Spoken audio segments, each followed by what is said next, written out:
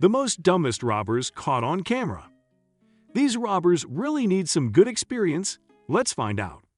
Criminal history may undoubtedly show some of the most heinous and daring acts. Authorities and police officials all across the world have scoffed at some well-planned plots. Although, not always for the same reasons, there are certain offenders that make us shake our heads. For today's video, we are going to be looking at the dumbest criminals caught on camera. So without further ado, let's jump right in. First up on our list, we have Dennis Hawkins. If one is planning to commit a crime, wearing a disguise is an excellent way to hide one's identity. Dennis Hawkins should have been informed that a disguise needs to be somewhat credible in order to be effective. Hawkins, who attempted to rob a bank while wearing clown pants, a pair of fake breasts, and a blonde wig, evidently missed the notice. He failed to conceal his face, which still had a goatee and a mustache, and his disguise also attracted attention, making it simple for the police to capture him. 7. Trevor Jones 317. The next robber on our list is Trevor Jones. Have you ever wanted to check Facebook one last time?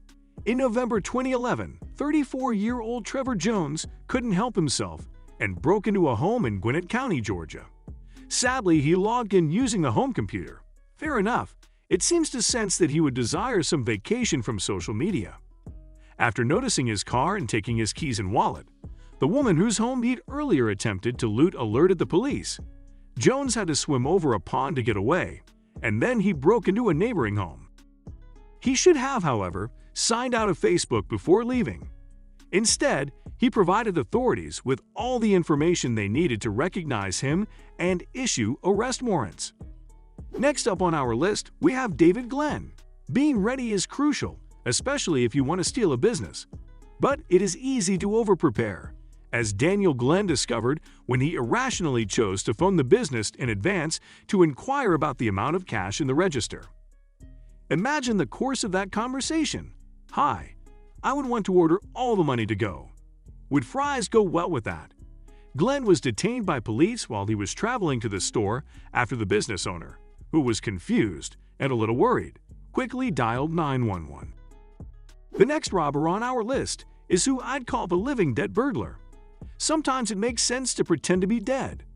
The Virginia opossum pretends to be dead to ward off predators, and certain fish act dead to draw in food. But a 23-year-old man discovered that it isn't the most effective tactic in the world of humans when he broke into a Spanish funeral home in March 2008. This man attempted to deceive the authorities when they arrived to investigate the claimed break-in by laying on a table inside a glass room used for wakes. When the police realized that for a corpse, he was remarkably alive, breathing and all, they received a tip.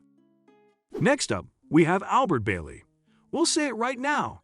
If you're going to steal a business or a bank, don't phone ahead and inquire suspiciously or let them know you're coming. Albert Bailey contacted the bank and informed them he was going to rob them so that they would have the money ready for him when he got there, perhaps motivated by our earlier item. He also sent a companion into the bank with a letter identifying Bailey to the tellers.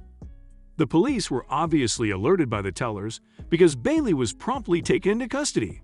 The next burglar on our list is Christopher Cron. Answering the phone is only a nice thing to do. It can be a significant individual, such as the organization in charge of keeping track of the alarm you just set off.